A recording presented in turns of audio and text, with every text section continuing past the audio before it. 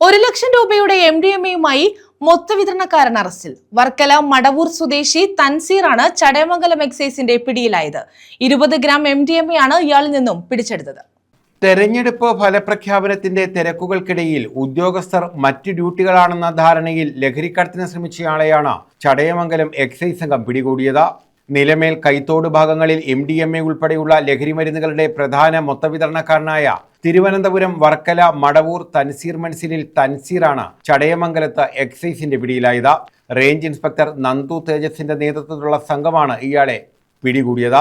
20 gram MDMA ഇയാളിൽ നിന്നും പിടിച്ചെടുത്തു. വിപണിയിൽ ഇതിന് 1 ലക്ഷം രൂപ വരുമെന്ന് എക്സൈസ് പറഞ്ഞു.